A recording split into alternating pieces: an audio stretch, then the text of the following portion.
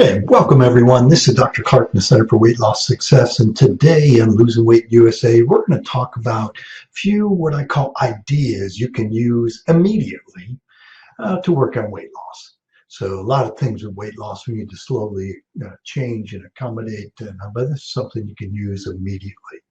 All right, welcome to Losing Weight USA, real-time answers to your weight loss questions, some of the latest updates and research, as well as a little bit of expert advice. Gives you direct access not only to me, but you should be receiving the health tips and recipes via the membership portal.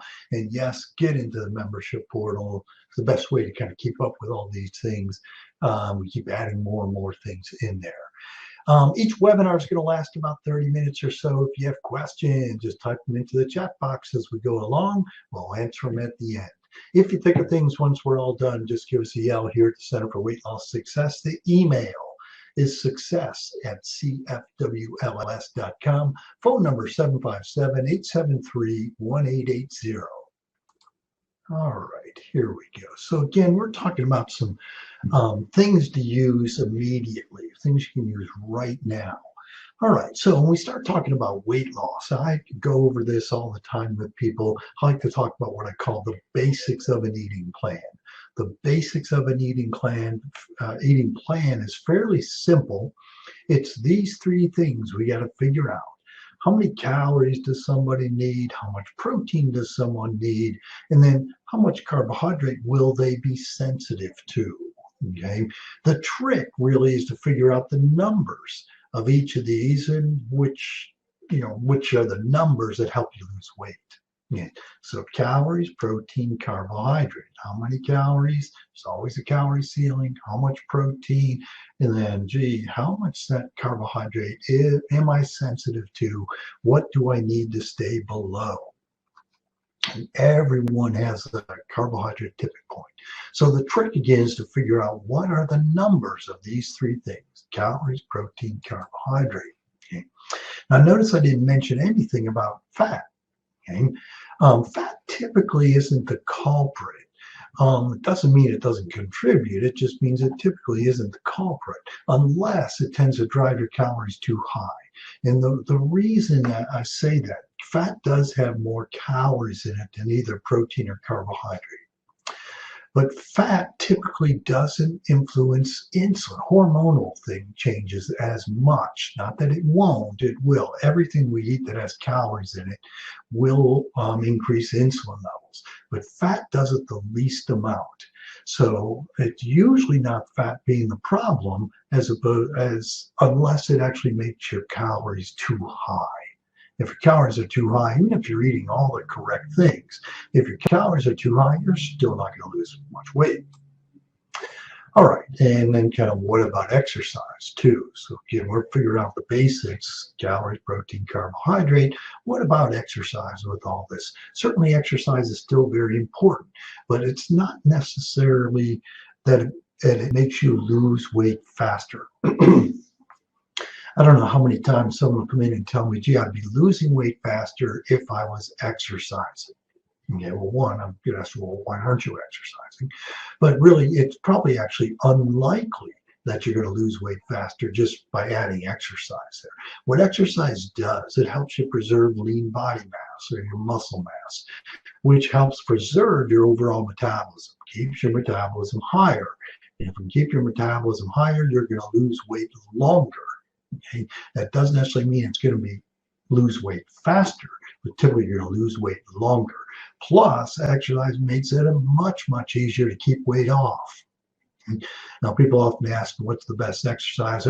Most people think, gee, I should be doing cardio all the time. Cardio is very, very healthy, but from a weight loss perspective, typically weightlifting, weight training is probably one of the best exercises, and it goes back to, again, preserving, building lean body mass, keep your metabolism high as possible. So I always encourage people, hey, when you're getting exercise, don't ignore weight training. It was one of the most important exercises for long-term from a losing weight perspective, but also keeping the weight off too.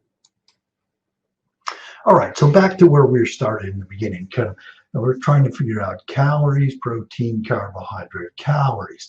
So calories was first. Now, if it was just as simple or as easy as saying, just eat less calories, you'll lose weight, which there's a little bit of truth to that. But basically, it isn't that simple. I wouldn't have a job if it were that simple. I'd just tell you, eat less, you'll lose weight. Well, there is certainly something to that. But, okay, if it were that easy, then again, I wouldn't have a job. I'd just tell you, eat less. And part of that is the reasoning why that's true. Is that what is a calorie? Okay, a calorie is just a unit of heat. That's all it is. Okay, it's a unit of heat. The calorie is the unit of heat required to raise the temperature of 1 kilogram of water 1 degree centigrade. Okay?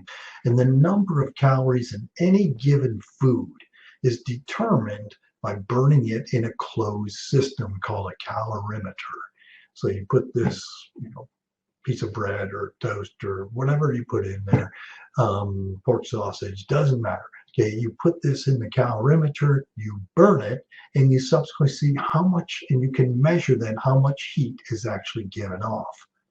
Okay, and the amount of heat is given off, again, it's measured in calories.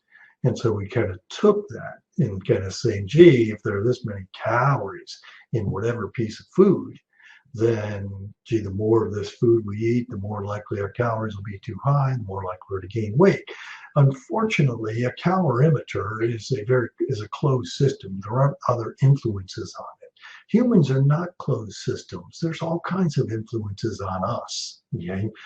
From, what else we're doing. Well, we're breathing, we're digesting, blood is flowing. All these things are going on all at the same time.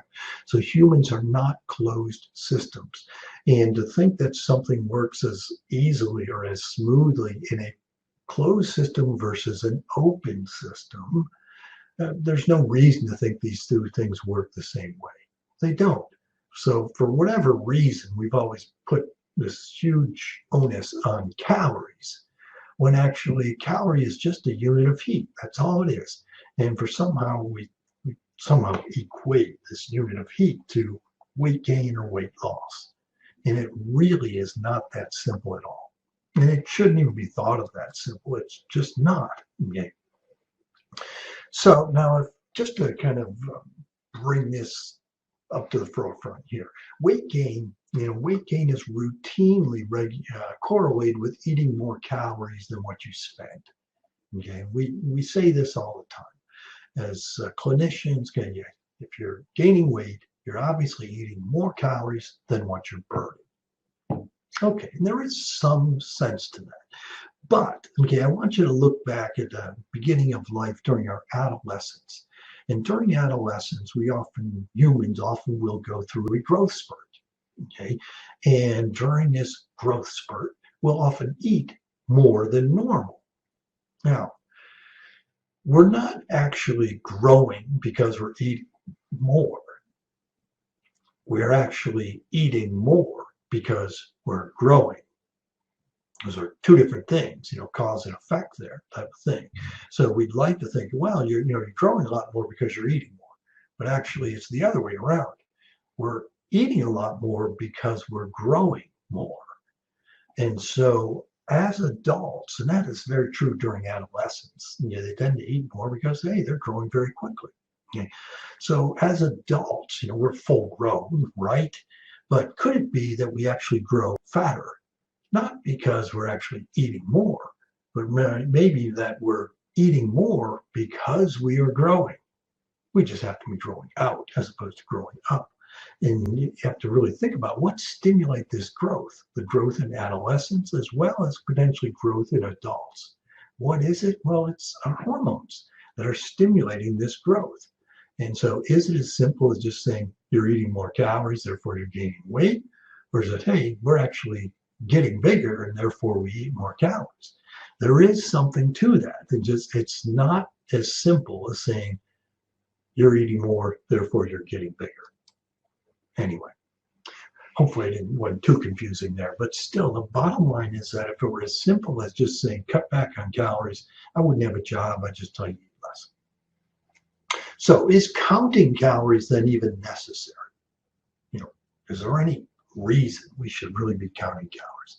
All right, but maybe, yeah, but maybe not too. And the reason I say this is because there's always a calorie ceiling. Okay, even if you're eating perfectly, all the right things, and if you're eating just too much, then yeah, you're hitting that calorie ceiling. Very likely, yes, you're going to gain weight. But it doesn't necessarily mean that, hey, if I do eat less, it doesn't mean that you'll actually lose weight. It's just that you're not gaining weight. And so subsequently, then it's not, again, as simple as just saying, eat less calories. All right, protein. We hit on protein all the time, okay? We can't live without protein. Literally, we would die without protein. It would take a long time to die, but still you would die without protein. You know, think about hydration. Gee, we'd die in a couple of days without water. Okay, well, what about protein? Yes, we would die without protein. It would probably take you a good year to do it, though. So it's not like all of a sudden we keel over dead. It's like, no, we can't live without protein. Our overall metabolism is based directly on how much lean body mass you have, which is mainly muscle mass. Okay? And your lean body mass is basically protein. That's pretty much all it is. It's protein, your lean body mass. So during calorie restriction, a diet, okay, your body's going to preferentially actually try to break down lean body mass, which we don't want to happen. And actually, it's going to preferentially break down lean body mass, not fat. Okay? And the reason this is, it's a survival mechanism. If you're taking in less calories, your body kind of thinks, hey, there's a famine going on. Therefore, for to survive through this famine, we need to actually slow your metabolism down. Now, slow your metabolism down, it's going to break down your lean body mass. Slow your metabolism down, it makes it harder to lose weight. And yes, then easier to gain weight. So the importance of protein, especially during a weight loss plan, in taking in less calories, is that we need to actually preserve that lean body mass. And in order to preserve that lean body mass, you actually need to take in more protein than what you would normally need in weight maintenance. How much more? It's usually about 1.3 times. And so, yes, typically when we're in a weight loss plan, we do encourage people to bump that protein up. Okay, and so, and the whole point of that is you want to preserve lean body mass. Now, the other way to preserve lean body mass is the exercise side of the whole thing, keeping your metabolism high as possible. Get your protein in, exercise. Make sure you're doing some weight training with that exercise. All right. Now, protein as we're eating, okay, protein tends to be actually more satisfying. It tends to keep us full, get full, and we stay full for a longer period of time. Protein is also thermogenic. Thermogenic means it actually takes more calories to digest protein than it does to digest other things that we eat. And so if protein is thermogenic, it basically means that it actually does increase our metabolism a little bit. Not a whole lot, but still it increases our metabolism some. And then protein also stimulates the release and the production of other hormones that can help with weight loss. So protein increases the production of glucagon and also growth hormone. Both of these hormones that will actually help mobilize fat and build muscle, which then helps with weight loss. Okay, so there are lots of different reasons why protein is very important. It's important in our entire life to keep us alive, but also especially in a weight loss plan. So what's a reasonable goal then during weight loss? Typically a good 90 to 100 grams of protein a day. For someone who's fairly small already, that may be more in the 70 to 80 grams a day. For someone who is very large, it may be closer to 120 grams of protein a day. Typically, most people do not need to get up in that 140, 150 gram range. So for most people, 90 to 100 grams a day is plenty of how much protein they should take in. All right, okay, the third part of the basics of this eating plan then was the carbohydrates. And the carbohydrate is really a key component to controlling insulin talk about insulin all the time. Insulin levels go up, we store fat. Insulin levels go way down, we mobilize fat, which is part of weight loss. So the carbohydrate is a very important piece of how we can control insulin. The lower we take our carbohydrate, the easier it is to control insulin levels. So just need to keep in mind that all carbohydrates are broken down to sugar. And yes, even the good carbohydrates, the lettuce, the broccoli, the kale, it is still broken down to sugar. All carbohydrates are eventually broken down to sugar. It's just that the things like broccoli, kale, spinach, asparagus, those things, there's very little carbohydrate in them, very little digestible carbohydrate in them. They may have a lot of fiber. Fiber is in non-digestible carbohydrate though. Now, simple carbohydrates, or sometimes call them bad, I don't like to categorize things as bad or good, but simple carbohydrates, typically we consider being worse in a weight loss plan since they tend to produce fairly large blood sugar swings. Large blood sugar swings cause two significant problems. The first is symptoms, and the second is fat storage. Okay? The symptoms that go along with large blood sugar swings, and the symptoms occur with blood sugar swings not when blood sugars go up, but when blood sugars fall. Okay? And it's really related to the speed of the fall, not necessarily that blood sugar is coming down, but how fast is it coming down. And the symptoms include headaches, fatigue, feel shaky, can produce hunger, some cravings. I'm not thinking clearly. I need to lay down for a little while. Sometimes maybe you feel like your heart's racing a little bit, but it typically is that, gee, I just feel fatigued and shaky. And typically it stimulates you to eat more carbohydrate and bring that blood sugar back up. Okay. The weight gain is due to blood sugar swings stimulating then the release of the hormone insulin.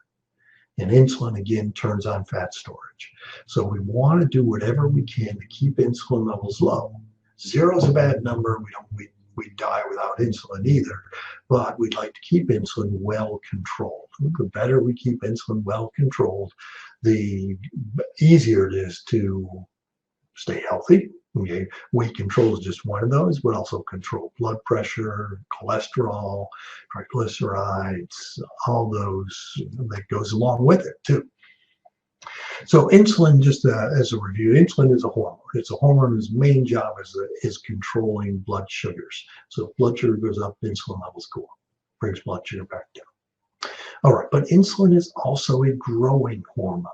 It stimulates growth. So during adolescence, okay, it typically stimulates growth through adolescence. So maturing into adults. So insulin is a growing hormone.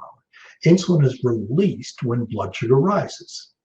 And that's its biggest stimulus. So, and basically this is mainly from carbohydrate, but it also can happen with eating anything that has calories in it. So protein will also increase insulin levels, just not as much as carbohydrate, and fat will also influence insulin levels. They will rise, just only a small amount though. So insulin again facilitates the transfer of sugar molecules out of your bloodstream so that then the blood sugar levels go down.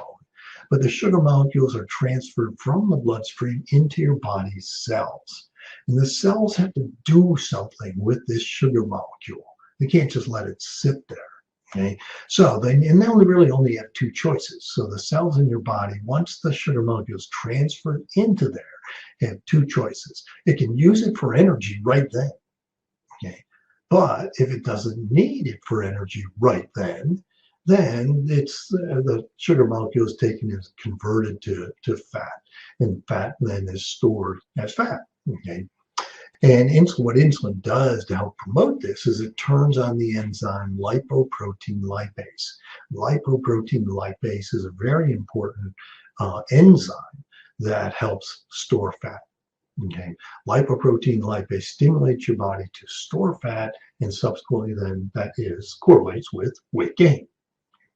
So again, we want to try to keep the insulin controlled, which will then not turn on the lipoprotein lipase, less likely store fat. So literally anything we can do to keep insulin levels low is going to help you lose weight. Now, the good news here is that insulin is a hormone you can control. One of the best controls is a low carbohydrate diet. But there are other controls too. And I've probably mentioned them, but I'll quick run through them again just for completeness sake. So keeping insulin levels low, top of the heap really is low carbohydrate, but also then low calorie. Because again, anything with calories will raise insulin levels. Exercise helps control insulin levels. The more intense, the better it works. And the more intense, as well as weight training, the better it works. Okay. Then quality sleep, controlling stress, those also work. And finally, meal timing. That's what I talk about meal timing. There should be plenty of not eating times. Most of any 24-hour day should be not eating. Only very short periods of time that we're actually eating. So meal timing also is whenever we're not eating, that's when we have our lowest insulin levels. But just realize it takes time for insulin levels to drop back down. If you ate something, it takes time for those insulin levels to go up, but it also takes time for insulin levels to come back down. So if you're eating every few hours, you never have time for those insulin levels to come down. And so subsequently, yes, we need to have more time where we're not eating, longer periods of time we're not eating. And that's where intermittent fasting comes into play. It can be a very good adjunct to your health plan. All right, so kind of taking this first full circle, we kind of talked about the basics, figuring out calories, protein, carbohydrate. So if you're looking to, I want to lose weight right now, if you're going to do just one thing, out of all the things I could tell you could do, if you're going to just do one thing, the most important thing to do is count your carbohydrate. Okay? You get the biggest bang for the buck right there, because that's what's going to drop insulin levels the most. Okay? So if you're going to do one thing, count your carbohydrate. If you're willing to do two things, count your carbohydrate, but also then count your protein. Make sure you're getting plenty of protein in, not too much protein. Typically, around that 90 grams or so works. If you're actually willing to do three things, well, count your carbohydrate, count your protein, and count your exercise too. Okay, weight cleaning is probably the best thing. You would think the third thing I was going to say is calories, but actually calories is probably a distant fourth. And so it's not that calories is not important at all, but if you can count your carbohydrate, count your protein, count your exercise, you may not need to count the calories. Okay? And realize that timing, again, matters. And I give this example all the time. If you take the exact same quantity, quality, food that you're going to eat throughout the day, and you eat it two different ways. One is eating it a little bit all throughout the day, little tiny meals all throughout the day. The other is, say, 2 or 3 distinct meals, and that's it. 2 or 3 distinct meals always works better because you have longer not eating times, longer, lower insulin levels. All right, questions there. Okay, so count your carbohydrates, count your protein, count your exercise. All right, if you have questions, you know where to find us here at the Center for Weight Loss Success. Again, the email, success@cfws.com. Phone number, 757-873-1880. Okay, make sure you're getting into the membership site. Okay, look for our next email about the next webinar, 12:15 next Tuesday. And remember, it's your life. Make it a healthy one. Have a good day, everyone. Take care.